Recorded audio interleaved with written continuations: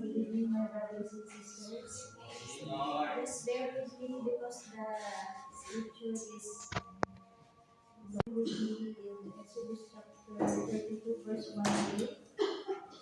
When the people saw how long it was taking Moses to come back down the mountain, they gathered around Aaron. Come on, they said, make us some gods who can meet us. We don't know what happened to this fellow Moses who brought us here from the land of Egypt. So Aaron said, take the gold rings from the ears of your wives and sons and daughters, and bring them to me. All the people took the gold rings from their ears and brought them to Aaron. Then Aaron took the gold, melted it down, and molded it into the shape of a calf. When the people saw it, they exclaimed, O Israel, these are the gods who brought you out of the land of Egypt. Aaron saw how excited the people were, so he built an altar in front of the calf. Then he announced, tomorrow will be a festival to the Lord. The people got up early the next morning to sacrifice burnt offerings and peace offerings. After this, they celebrated with feasting and drinking, and they indulged in pagan revelry.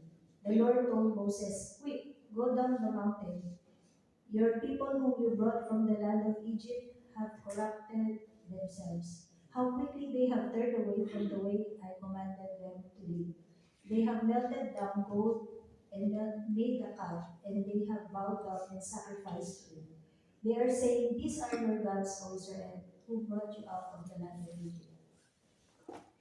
So have you ever watched, you remember this marshmallow experiment that was conducted in the late 1960s or 1970s? In this experiment, children were left alone in a room with a tree placed in front of them. They were told they could eat it immediately or wait for a period of time to receive a larger reward.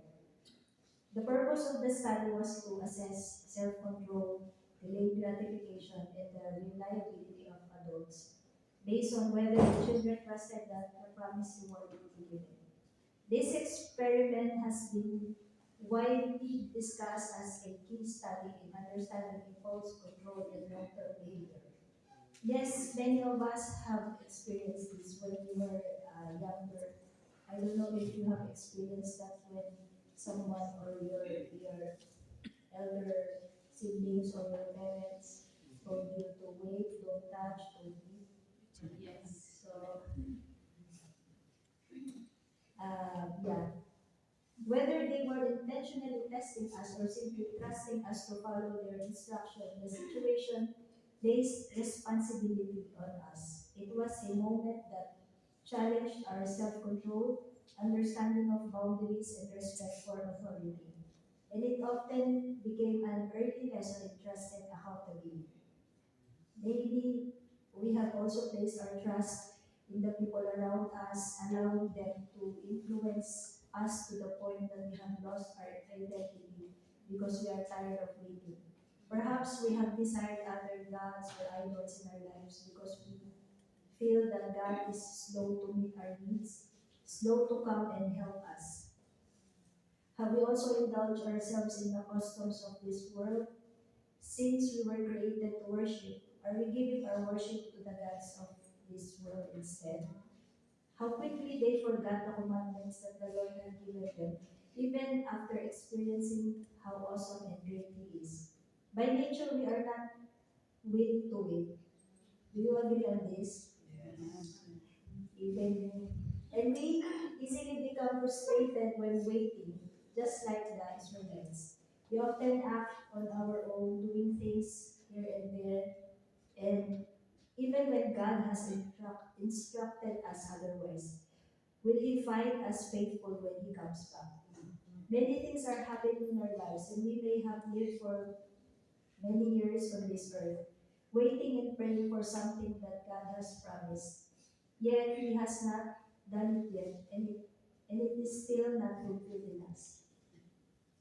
But in this verses in Psalms chapter 27, verse 14, wait patiently for the Lord. Be brave and courageous. Yes, wait patiently for the Lord. Isaiah 40, verse 31, But they that wait upon the Lord shall renew their strength.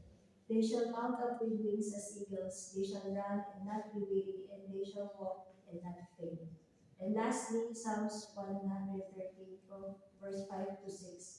I wait for the Lord, my soul waits, and in his word I do hope.